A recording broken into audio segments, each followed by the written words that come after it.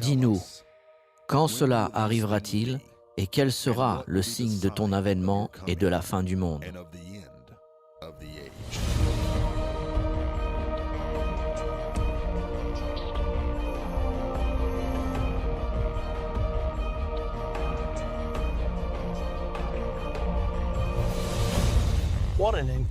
Quel sujet important nous avons aujourd'hui. L'islam dans les prophéties bibliques. Il n'y a pas si longtemps que les avions ont heurté les tours du World Trade Center à New York. Et soudainement, l'attention du monde s'est focalisée sur cette religion, l'islam, que peu d'entre nous connaissent. Vous regardez une scène de la Mecque en Arabie Saoudite. C'est le centre de l'islam dans le monde. Chaque musulman, une fois dans sa vie, essaye de faire un pèlerinage à la Mecque pour visiter le cœur du pays de Mohammed, le prophète qui a écrit le Coran, qui est le livre saint de la religion islamique. Est-ce que cette grande religion peut être totalement absente des prophéties bibliques? Nous allons découvrir aujourd'hui que ce n'est pas le cas. L'islam est dans votre Bible et nous allons en parler. Le mot islam signifie soumission. Un musulman est un adepte à la religion de l'islam. Il est dit qu'il y a entre 1,3 et 1,8 milliard de musulmans dans le monde aujourd'hui.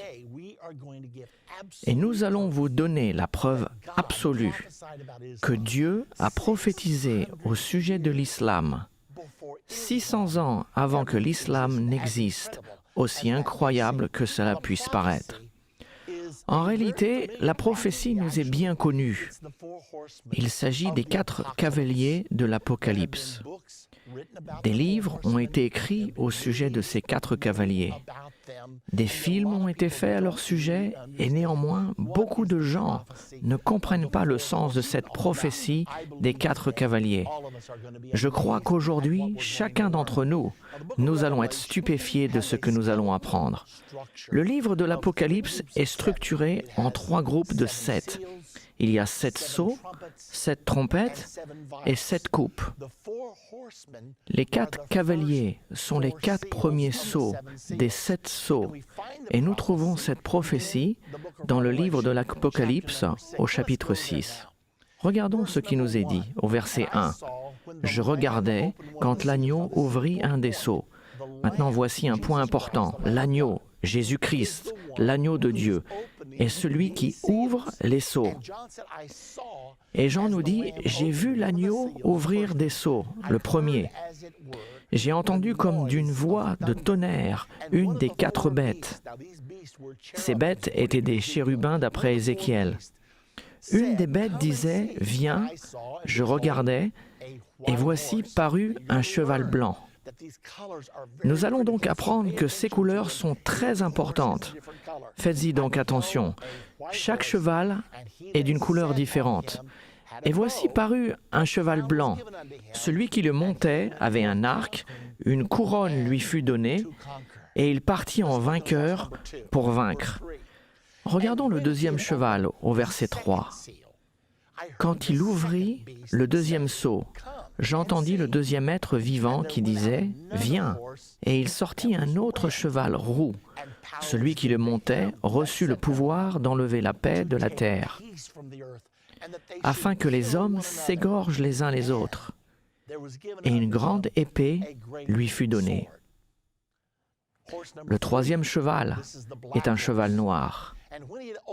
Quand il ouvrit le 3e sceau, j'entendis le 3e être vivant qui disait « Viens !» Je regardais, et voici parut un cheval noir. Celui qui le montait tenait une balance dans sa main. Et j'entendis au milieu des 4 êtres vivants une voix qui disait « une mesure de blé pour un denier et 3 mesures d'orge pour un denier. Mais ne fais point de mal à l'huile et au vin.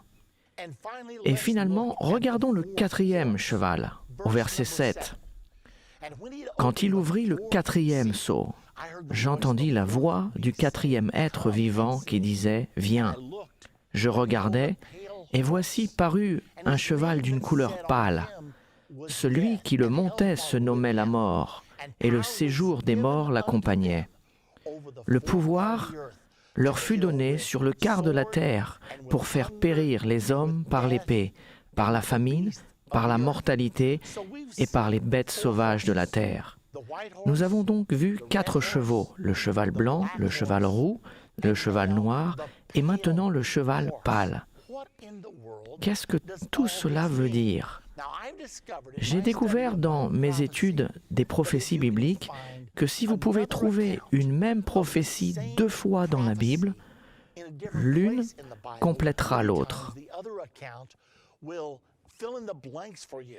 C'est un peu comme un puzzle que l'on essaye de mettre ensemble. Vous prenez quelques pièces d'ici et quelques pièces de là. Et quand vous les mettez ensemble, vous obtenez une image. La plupart des prophéties de la Bible nous sont données au moins 2, 3 et même 4 ou 5 fois pour certaines d'entre elles. Cette prophétie en particulier nous a été donnée dans un autre endroit dans l'Écriture, dans l'Ancien Testament, qui a été écrit 600 ans avant cela. Dans le livre de Zacharie, au chapitre 6 et au verset 1 à 8, ceci est intéressant car la prophétie de l'Apocalypse se trouve elle aussi au chapitre 6 et au verset 1 à 8. Nous savons que ce n'est peut-être pas significatif car les chapitres et les versets ont été mis après, mais il est néanmoins intéressant de le souligner. Maintenant, dans le livre de Zacharie, Zacharie voit les mêmes couleurs de chevaux, mais il les voit tirant des chars. Mais dans Zacharie, il y avait des chevaux blancs, des chevaux roux, des chevaux noirs, et il nous est dit là des chevaux tachetés. Donc, dans Apocalypse 6, nous avons des chevaux blancs, roux, noirs et pâles. Dans Zacharie 6, nous avons des chevaux blancs, roux, noirs et tachetés. La chose intéressante est que dans Zacharie, chapitre 6, la prophétie nous dit ce que symbolisent ces chevaux. Regardons maintenant le verset 4 du chapitre 6 de Zacharie. « Je pris la parole et je dis à l'ange, » c'est Zacharie le prophète qui parle, qui me parlait, « Qu'est-ce, mon Seigneur ?» Bonne question. L'ange me répondit, « Ce sont les 4 vents des cieux qui sortent du lieu où se tenait devant le Seigneur de toute la terre. » D'accord. Ces 4 cavaliers sont 4 esprits. Qu'est-ce que cela signifie? Est-ce que cela nous indique quelque chose? Est-ce que cela nous aide en quoi que ce soit? Je me suis demandé s'il y avait un esprit dans le monde aujourd'hui qui pourrait être l'esprit roux ou rouge. Et cela m'est venu à l'esprit. J'ai compris, car il y a un esprit international qui influence la croyance des gens, qui influence leur façon de vivre et même ce qu'ils font. Et c'est officiellement l'esprit rouge. Vous en avez entendu parler. L'esprit rouge, la Chine rouge, la Russie rouge, la Roumanie rouge, c'est le communisme. La couleur officielle du communisme est rouge. Pouvons-nous dire que c'est un esprit qui contamine le psychisme des gens, que cela détermine ce qu'ils pensent, quelles sont leurs valeurs, ce qu'ils aiment et pour quelles raisons ils se battent? Le communisme est un grand mouvement, c'est un système de croyances. Ce que nous allons apprendre, c'est que chacun de ces 4 cavaliers représente un système de croyances dans le monde. Et cela est si exact que ça m'a étonné. Et je pense que cela va vous étonner aussi. Continuons à regarder les autres indices donnés dans l'Apocalypse au chapitre 6 au sujet du cheval roux. Il est dit qu'il reçut le pouvoir d'enlever la paix de la terre. Le communisme a-t-il enlevé la paix de la terre? Oui, depuis le début, depuis la première révolution communiste, la révolution bolchevique, l'Union soviétique a-t-elle pris la paix de la terre en 1917? Absolument. C'était une révolution horrible. Et cela a continué avec la révolution chinoise, quand les communistes ont envahi la Chine en 1949, puis la Corée, le Vietnam et le Congo. Partout où les communistes ont pris le pouvoir, ça a été par la révolution. Ils ont donc le pouvoir d'enlever la paix de la terre. Mais ensuite, il continue et dit « afin que les hommes s'égorgent les uns les autres ». Qu'est-ce que cela signifie? Non seulement ils combattent leurs ennemis, mais il y a aussi beaucoup de combats dans le monde communiste. Par exemple, Staline a tué 20 millions de Russes pendant son règne dans l'Union soviétique. 20 millions. Puis après, quand les Chinois ont été envahis par les communistes en 1949, de ce moment-là jusqu'à aujourd'hui, que s'est-il passé? Tout juste 60 années. Pouvez-vous imaginer que 60 millions de Chinois ont été tués pendant la révolution culturelle? Oui, ils se sont bien entretués. Ensuite, la prophétie continue et il lui fut donné, à celui qui est assis sur le cheval roux, une grande épée. Le communisme a-t-il une grande puissance militaire? Qui voudrait combattre contre la Russie et la Chine en même temps? Non, merci. Voyez-vous ce que je suis en train de vous dire? La couleur est bonne. Le drapeau de l'Union soviétique, le drapeau rouge avec la faucille et le marteau superposé. Le rouge est la couleur officielle du communisme ou du socialisme, ces deux-là étant synonymes. Le communisme est l'idéologie politique, le socialisme est le système économique, et tous deux marchent main dans la main. Et le Dieu Tout-Puissant a dit que l'un des systèmes de croyance qui dominerait dans la fin des temps serait la puissance rouge, la puissance du communisme. Avec cette explication, regardons le cheval suivant, le cheval noir. Appelons-le l'esprit noir. Y a-t-il un autre système de croyance ou un autre esprit dans le monde aujourd'hui, ou peut-être même un équivalent au communisme? Bien effectivement, il y en a un, car pendant toute la guerre froide durant les 60 dernières années, nous avons été dans un conflit entre le capitalisme et le communisme. Regardons le cavalier du cheval noir. A-t-il une épée? Non, il a une balance. Que signifie la balance? Commerce et affaires, n'est-ce pas? C'est ça qui fait avancer le capitalisme. C'est la libre entreprise. C'est tout l'esprit qui motive le capitalisme. Et dans Apocalypse 6.6, nous lisons « Une mesure de blé pour un denier et 3 mesures d'orge pour un denier, mais ne fait point de mal à l'huile et au vin. » Qu'est-ce que cela veut dire? Cela ressemble presque à un bilan boursier prophétique, n'est-ce pas? Le Dow Jones industriel est si élevé ou si bas. Souvenez-vous quand Bill Clinton était candidat à la présidence en 1992, il y avait un autocollant sur les voitures qui disait « C'est l'économie, imbécile ». George Bush père a eu une cote de confiance de 90% un an avant cela, mais il a finalement perdu l'élection parce que l'économie est descendue. Dans un pays capitaliste, tout tourne autour de l'économie. Les gens votent en fonction de leur portefeuille dans un pays capitaliste. Donc quand il est dit de ne pas faire de mal à l'huile et au vin, cela signifie que vous pouvez presque tout faire et être réélu. Mais si vous touchez à l'économie, les gens du pays capitaliste vous sortiront. Y a-t-il d'autres preuves que le capitalisme est l'esprit noir?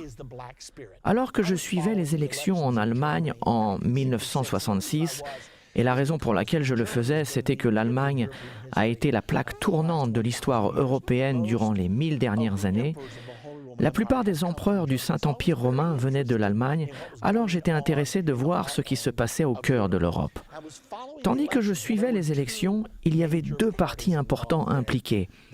Il y avait un parti socialiste, les sociaux-démocrates, et il y avait un parti capitaliste, les chrétiens-démocrates. L'élection avait été très contestée au moment des votes. Aucun n'avait la majorité. Tous deux avaient environ 40%. Mais il y avait un petit parti appelé le Parti libéral-démocrate, le PLD, qui avait obtenu environ 7% des votes. Donc, nous les voyons tenir la balance de la puissance. Et ni les chrétiens démocrates, ni les sociaux-démocrates ne pouvaient mettre un gouvernement en place sans la formation d'une coalition avec le PLD. Le PLD en était ravi et exigeait donc un énorme pouvoir de décision dans le gouvernement, même s'il n'apportait que 7% des votes. Après 30 jours de négociations, les chrétiens démocrates et les sociaux-démocrates sont devenus quelque peu désillusionnés avec le PLD et ont décidé ensemble de faire quelque chose de différent.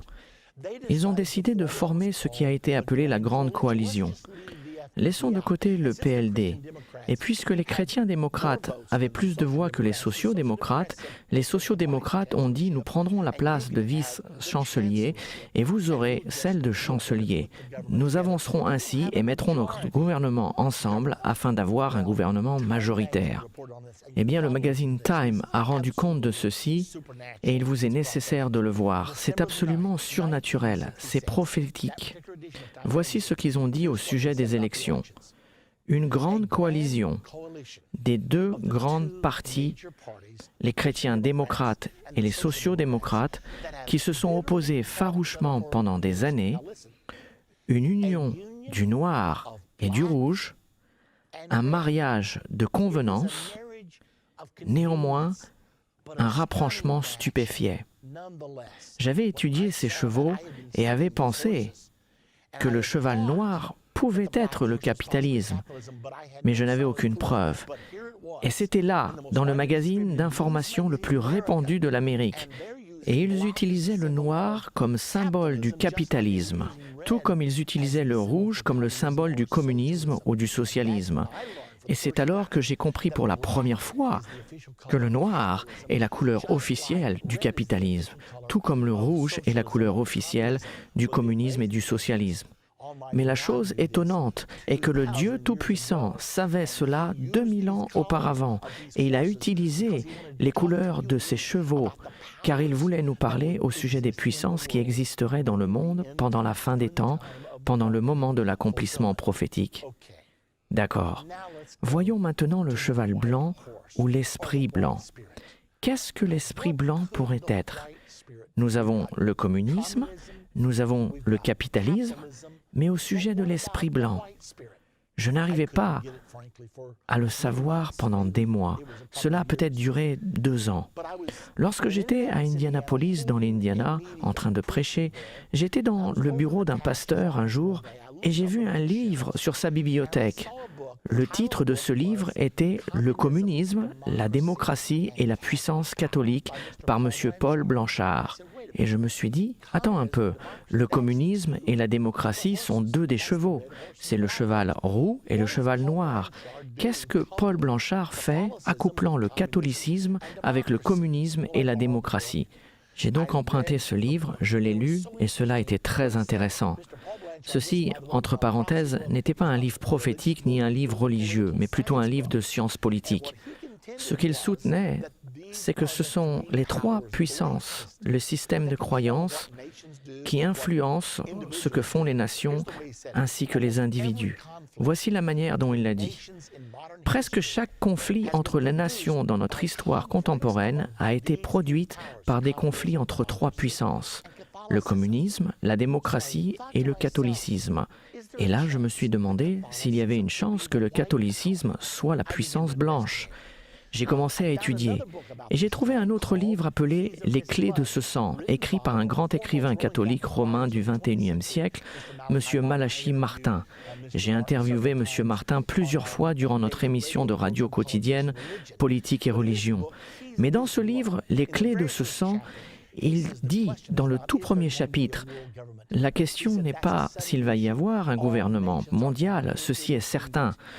Toutes les nations sont maintenant interdépendantes. La seule question est qui dirigera ce gouvernement mondial qui arrive. » Il a capté mon attention car je savais ce que la prophétie disait au sujet du gouvernement mondial. Et il continue en disant « Et il y a 3 et seulement 3 puissances géopolitiques avec la doctrine et la structure nécessaires pour diriger un gouvernement mondial. Le communisme, le catholicisme et le capitalisme. » Je me suis dit, attends un peu, il dit exactement la même chose que Paul Blanchard a dit dans son livre. Il doit y avoir quelque chose de vrai. J'ai donc décidé de voir si je pouvais prouver si le blanc a quelque chose à voir avec le catholicisme. Je me suis rendu compte que c'est la tradition dans l'Église catholique que le pape s'habille en blanc. Presque chaque fois que nous le voyons, il est habillé en blanc. Il m'est arrivé de voir l'hélicoptère du pape un jour et il était blanc. Souvenez-vous de la tentative d'assassinat sur le pape Jean-Paul II en 1981. Après cela, ils lui ont construit un véhicule blindé pour ses déplacements en public. Ils l'ont appelé la Papamobile. Sa couleur, le blanc. J'ai ensuite appris que la compagnie Alitalia pourvoit pour le pape un avion pour ses déplacements au travers du monde. La couleur de cet avion, le blanc. J'ai une question pour vous. Si le pape avait un cheval, de quelle couleur serait-il? Je pense que la réponse est évidente. Il serait blanc. Donc, je regardais ces principaux systèmes de croyances. Qu'est-ce que la prophétie dans Apocalypse 6 nous révèle au sujet du cavalier sur le cheval blanc? Il a un arc, mais il ne tire pas de flèches. Il est armé, mais pas de munitions traditionnelles comme les puissances politiques de ce monde. Il est armé, mais il ne tire pas. Et ensuite, il est dit, une couronne lui fut donnée. Vous savez, le pape n'a jamais porté de couronne avant l'an 960. Je pense que le pape Grégoire était le premier à porter une couronne. C'était une couronne de 3 rangs de diadèmes qu'il portait. Nous avons toujours cette couronne au musée du Vatican. Ainsi, chaque élément de la prophétie coïncide. Regardons-les. Résumons ce que nous avons appris jusqu'ici. Nous avons vu un cheval blanc, un cheval roux, un cheval noir et un cheval pâle. Nous avons parlé des 3 premiers et il est stupéfiant de voir ce que nous avons appris. Nous avons appris que ces mêmes puissances géopolitiques qui sont mentionnées par Paul Blanchard dans son livre et celles de Malachi Martin dans son livre, que ces 3 puissances portent les couleurs blanc, rouge et noir. Nous avons aussi appris que la prophétie nous a été donnée 2 fois, une fois dans Zacharie 6, 1 à 8, et une autre fois dans Apocalypse 6, 1 à 8, et les mêmes couleurs de chevaux sont utilisées. De plus, cela nous montre que le cheval blanc est le catholicisme, le système de croyance du catholicisme qui est l'un des plus grands systèmes de croyance dans le monde. Le cheval roux est le communisme, l'un des plus grands systèmes de croyance dans ce monde, et le cheval noir est le capitalisme, l'un des plus grands systèmes de croyance du monde. Si cela est vrai, alors ces sceaux ont déjà été ouverts depuis longtemps. Certains pensent que ces sceaux ne seront ouverts que pendant les 7 dernières années. Mais si c'est le cas, ce que nous venons de dire n'est pas vrai. En fait, nous savons que le catholicisme est devenu la religion officielle en l'an 300. Et nous savons que Karl Marx a écrit son manifeste communiste dans les années 1850. Nous savons également que depuis peu, le capitalisme a été une force puissante. Qu'avons-nous donc appris de tout ceci? Nous avons appris dans le livre de l'Apocalypse que les sceaux sont de longues histoires et nous allons apprendre qu'ils se terminent à la bataille d'Armageddon lorsque les royaumes de ce monde deviennent les royaumes de notre Seigneur Jésus-Christ. Les 7 trompettes sont de courtes histoires qui se terminent aussi à la bataille d'Armageddon. Puis les coupes sont de très courtes histoires qui se terminent également à la bataille d'Armageddon. Une des choses qui va être vitale alors que nous continuons cette étude est que le gouvernement mondial de l'Antéchrist est décrit dans Apocalypse 17 et ce gouvernement est peint en rouge. Qu'est-ce que cela nous dit? Cela nous indique que le gouvernement mondial de la fin des temps, celui de l'Antichrist, va être socialiste ou communiste. Eh bien, nous voyons peu à peu cela arriver. Récemment, le magazine Newsweek a dit « Nous sommes tous maintenant des socialistes ». Il y a plusieurs articles écrits en ce moment au sujet de la mort du capitalisme, de la mort de la libre entreprise et que nous nous dirigeons vers une société socialiste mondiale. Dans la prochaine partie de Comprendre la fin des temps, nous allons regarder sur le dernier cheval, le cheval pâle. Et dans cette partie, nous allons vous donner la preuve absolue que l'islam est dans la Bible. Nous avons dû parler du cheval blanc, du cheval roux, du cheval noir, afin que nous puissions comprendre que Dieu parlait des systèmes de croyance. Mais quand nous arriverons dans notre prochaine partie, nous allons voir la signification du cheval pâle, et cela va vous étonner. La prophétie que nous allons voir dans notre prochaine partie va nous donner la preuve absolue que la puissance qui a soudainement attiré l'attention du monde, qui menace d'envahir toute l'Europe d'ici l'an 2030 ou 2040, et que nous sortons fortement arriver en Amérique, c'est l'islam. Qu'est-ce que l'islam et qu'est-ce que la Bible prophétise à son sujet? C'est la question la plus importante, car les prophéties dans la Bible s'accomplissent toujours dans les moindres détails. Ainsi, dans notre prochaine partie, nous allons apprendre ce que représente le cheval pâle. Nous allons apprendre la place de l'islam dans les prophéties bibliques et aussi à quoi s'attendre dans un futur proche, car c'est ça qui nous intéresse vraiment. Dans la dernière partie de Comprendre la fin des temps, nous avons appris que les 4 cavaliers du livre de l'Apocalypse représentent des esprits. Zacharie, chapitre 6, au verset 5, nous dit que ces 4 chevaux sont 4 esprits qui se répandront sur toute la terre. Nous avons appris que l'esprit rouge, c'est le communisme, que l'esprit noir, c'est le capitalisme, et que l'esprit blanc, c'est le catholicisme. Dans cette partie, nous découvrirons l'identité du 4e cheval de l'Apocalypse ainsi que son cavalier.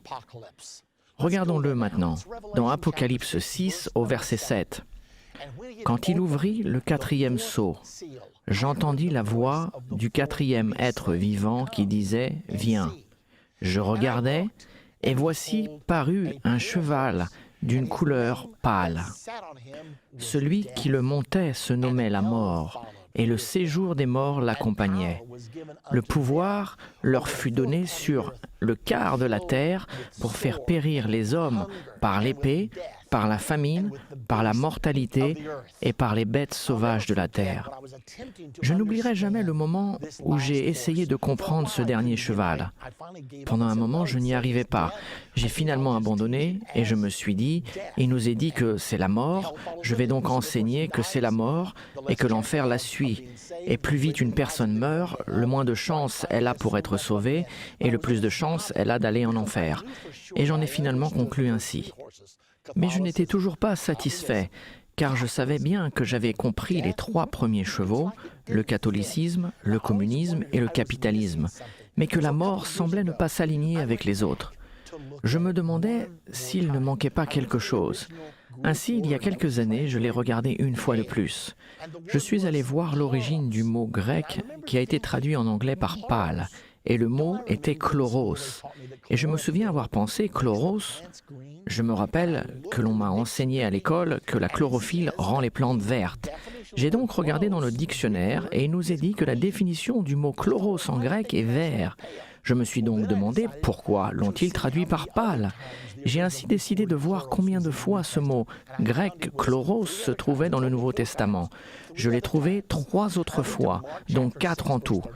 Je suis allé dans Marc au chapitre 6 au verset 39 et il nous est dit « Alors il leur commanda de les faire tous asseoir par terre sur l'herbe verte. » C'est donc vert, ils l'ont traduit par vert. Puis je suis allé dans Apocalypse 8 au verset 7, il est dit « Et toute l'herbe verte fut brûlée. » Il l'avait également traduit par vert. Apocalypse 9, 4, il leur fut dit de ne pas faire de mal à l'herbe de la terre, ni à aucune verdure. Ils l'ont traduit par vert, verdure.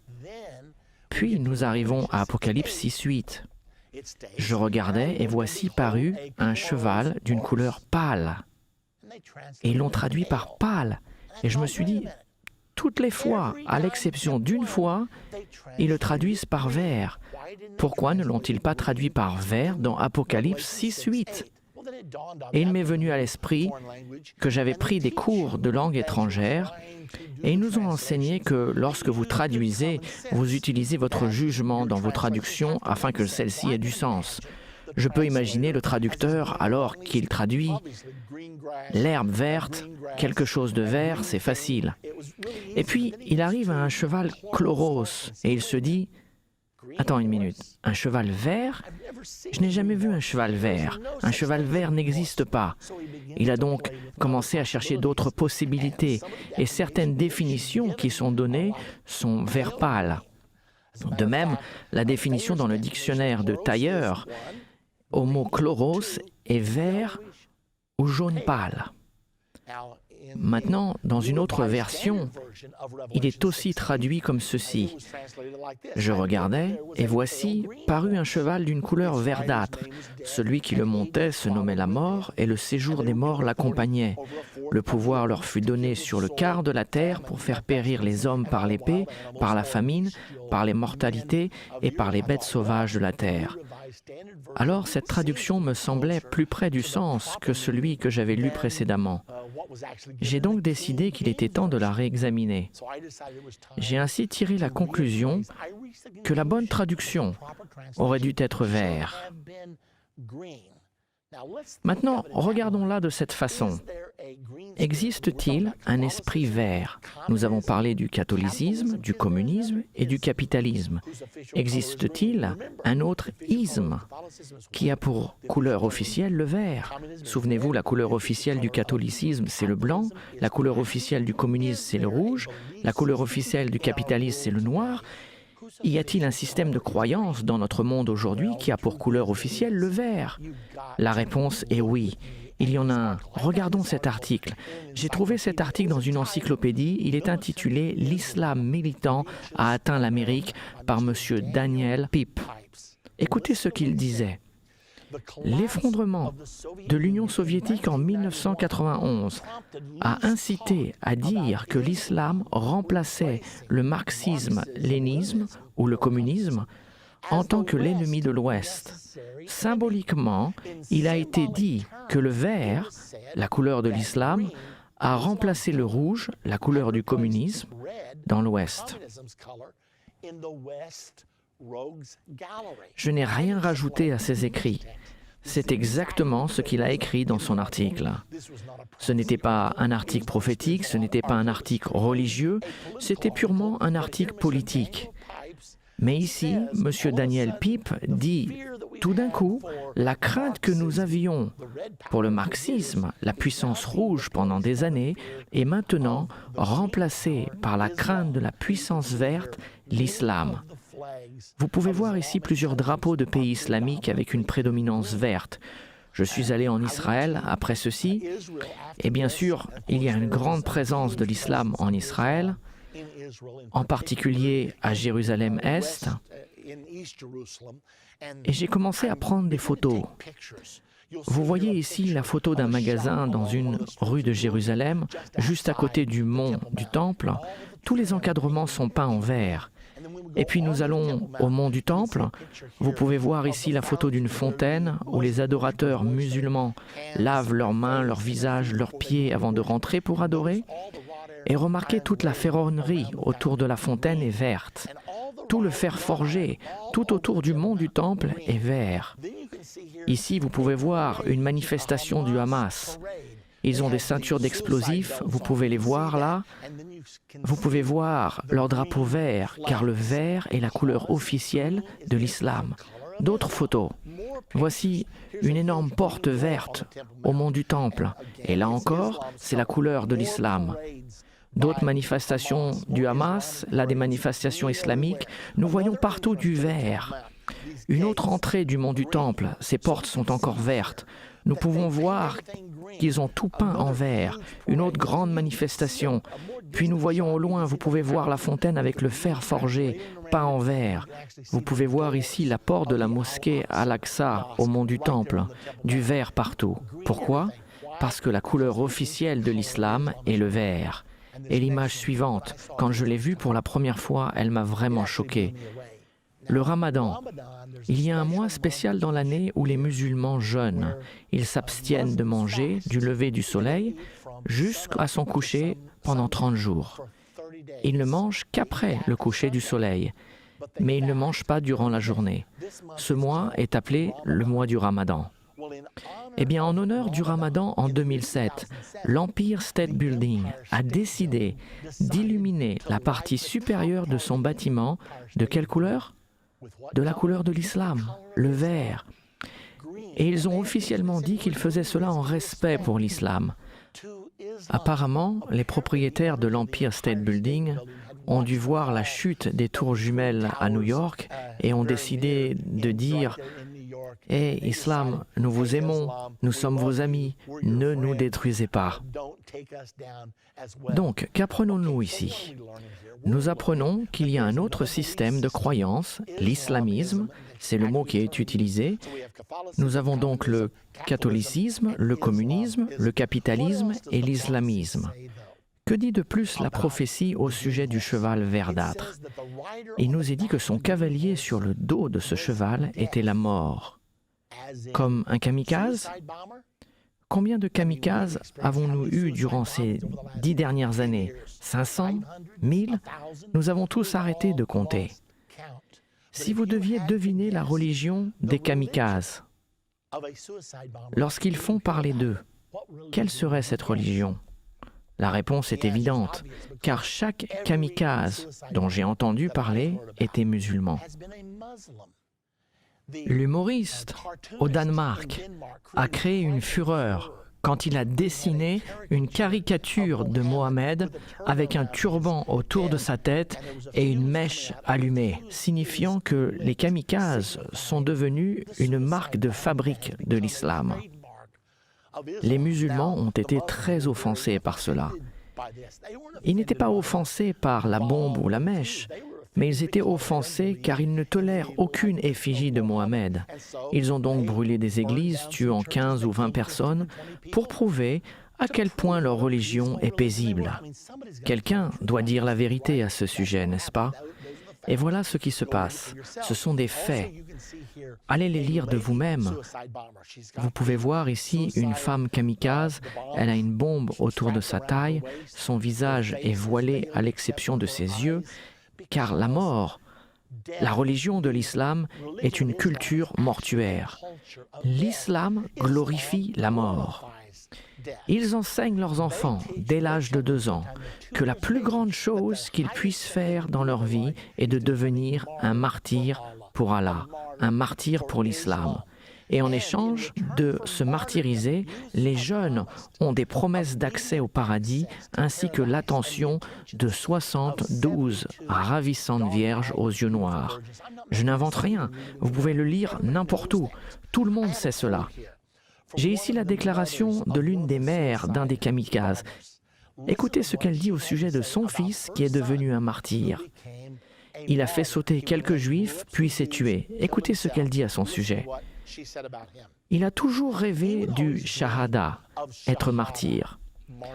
C'était son premier et dernier but dans la vie.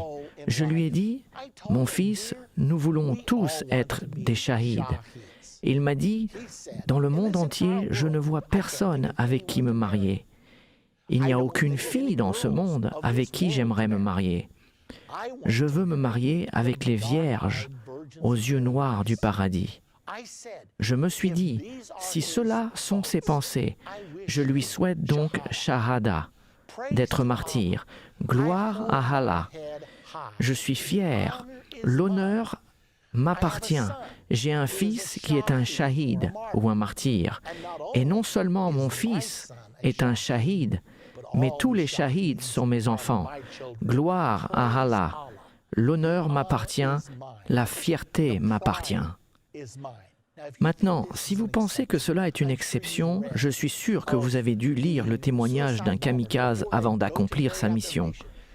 Ils produisent une vidéo pour leur famille disant « J'espère que vous serez fiers de moi.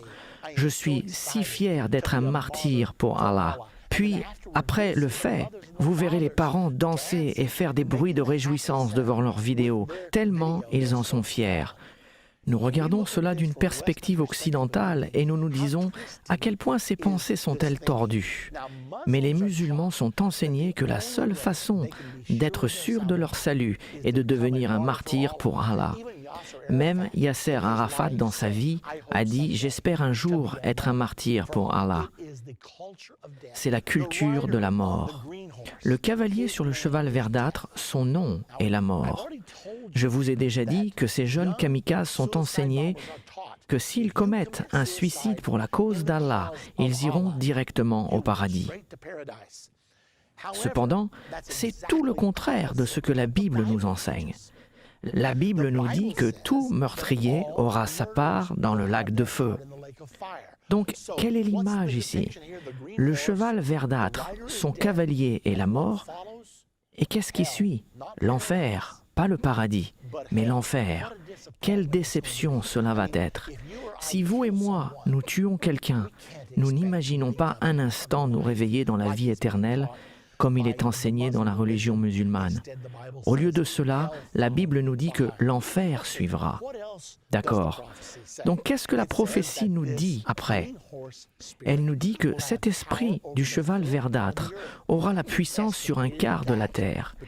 Il est estimé qu'entre 1,3 et 1,8 milliard de personnes sur Terre aujourd'hui sont musulmans. La population totale de la Terre est de 6,8 milliards. Ceci est exactement un quart.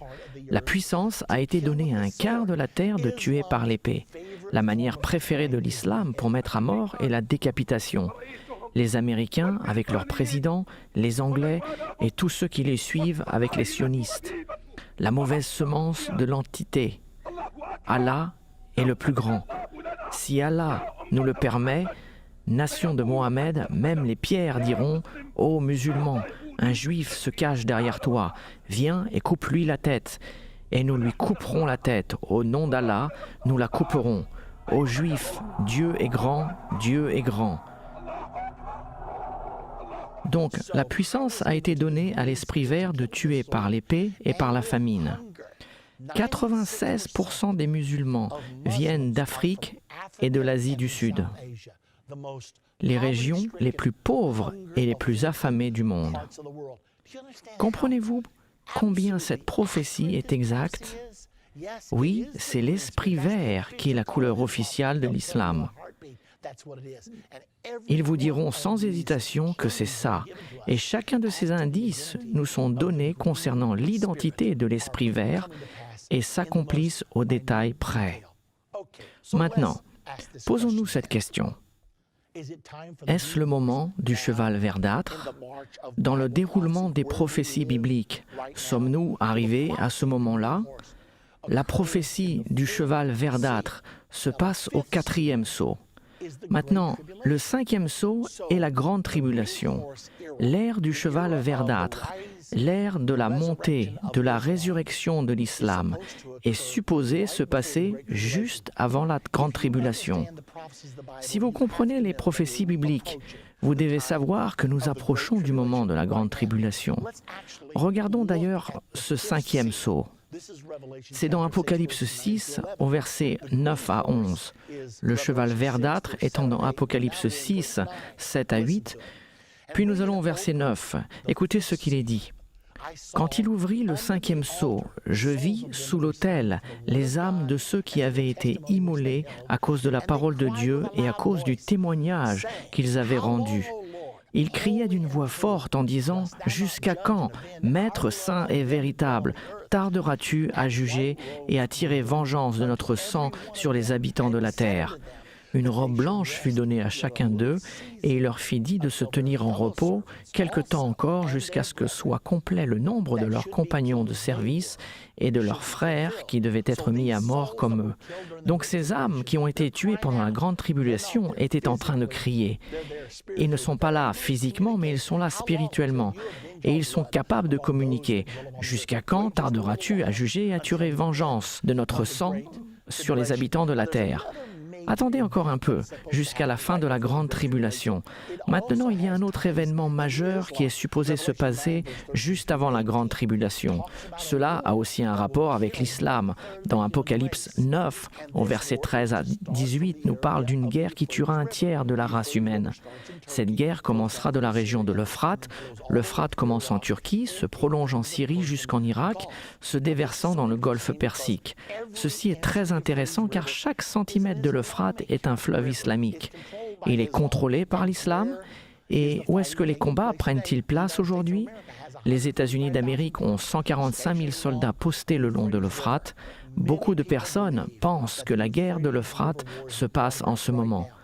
Beaucoup de dirigeants du monde disent que nous sommes actuellement dans la Troisième Guerre mondiale, mais nous ne le savons pas encore. Que signifie tout cela? Cela signifie que l'esprit de l'islam se relève à nouveau. Voyons ce qui va se passer après la grande tribulation. Nous passons au 6e sceau. Apocalypse 6:12.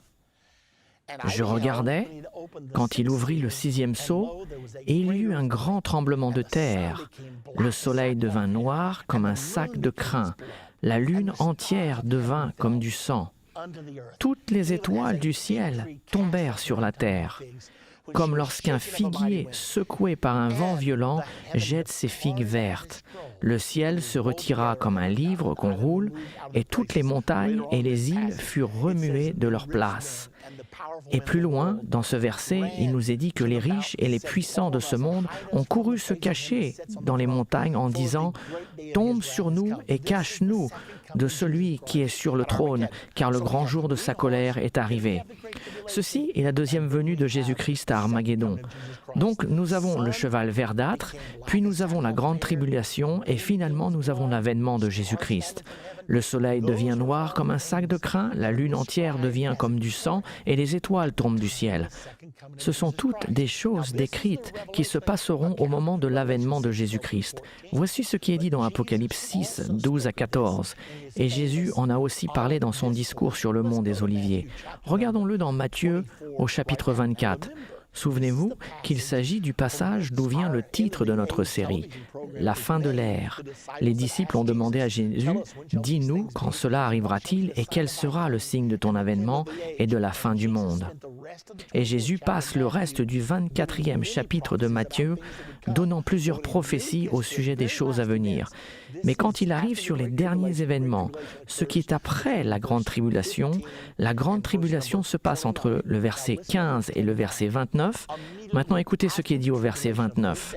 Aussitôt, après ces jours de détresse, le soleil s'obscurcira.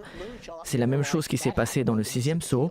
Et la lune ne donnera plus sa lumière, les étoiles tomberont du ciel et les puissances des cieux seront ébranlées. Le signe du Fils de l'homme paraîtra dans le ciel.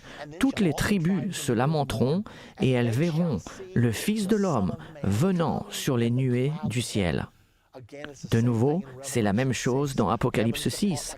Le ciel se retira comme un livre qu'on roule, et les rois de la terre, les grands, les riches, les puissants crieront et diront « Cachez-nous devant la face de celui qui est assis sur le trône, car le grand jour de sa colère est venu. » Et ils verront le Fils de l'homme venant sur la nuée avec puissance et grande gloire.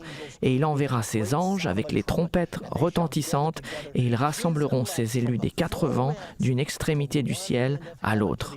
C'est la deuxième venue de Jésus-Christ et c'est la raison pour laquelle nous avons des cours comme comprendre la fin des temps, car nous approchons de ces moments aujourd'hui.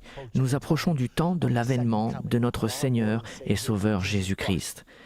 Donc qu'avons-nous appris? Le 6e sceau est Armageddon avec l'avènement de Jésus-Christ. Matthieu chapitre 24, du discours du mont des Oliviers, nous conduit en décrivant le 6e sceau et son avènement. Souvenez-vous ce qu'il est dit. Aussitôt après les jours de la tribulation, le soleil s'obscurcira, la lune ne donnera plus sa lumière, les étoiles tomberont du ciel. Alors le signe du Fils de l'homme paraîtra dans le ciel, et il enverra ses anges pour rassembler ses élus. D'accord. Qu'est-ce que cela signifie donc pour vous et moi? Laissez-moi vous en parler car c'est là où nous sommes en ce moment. Vous et moi, nous vivons dans la fin des temps. Alors que faire? Courons-nous nous réfugier dans l'Utah, dans un abri nucléaire, ou bien cherchons-nous à trouver un endroit pour nous protéger? Est-ce que cela doit être l'état d'esprit dans lequel nous vivons aujourd'hui? Eh bien, Daniel 11, 32-33 prophétise les temps dans lesquels vous et moi nous vivons en ce moment. Et il nous dit « Il séduira par des flatteries les traîtres de l'Alliance. » Il, l'Antichrist, ce dictateur mondial qui gouvernera durant la grande tribulation. Il dit qu'il séduira par des flatteries. Cela va être facile d'être corrompu par des compromis et des flatteries. Mais que fera le vrai peuple de Dieu? Mais ceux qui connaissent leur Dieu, je ne parle pas de chrétiens de nom, je ne parle pas de chrétiens tièdes, je parle des gens marchant sincèrement avec Dieu, les gens qui connaissent leur Dieu. Est-il dit qu'ils seront faibles, anémiques et vaincus? Non, il dit qu'ils seront forts et qu'ils feront des exploits. Ces temps-là feront apparaître le côté mauvais de certaines personnes et le bon côté des autres. Et il nous est dit, les personnes qui comprennent donneront instruction à la multitude. Vous êtes en train de regarder la série « Comprendre la fin des temps ». Nous l'avons nommé ainsi d'après ce verset. Les personnes qui comprennent donneront instruction à la multitude. Alors, que devons-nous faire maintenant? Devons-nous laisser l'esprit de compromis et de tiédeur de cette ère nous emporter? Absolument pas. C'est l'heure pour vous et moi de renouveler notre engagement à Jésus-Christ. Nous n'avons pas besoin de chrétiens sans enthousiasme aujourd'hui. Nous avons besoin d'être engagés totalement et absolument, car Jésus-Christ compte sur l'Église de la fin des temps pour amener le relais jusqu'à la ligne d'arrivée. C'est vous, c'est moi. Alors oubliez la tiédeur, oubliez l'indifférence. Les personnes qui comprennent donneront l'instruction à la multitude, et c'est vous.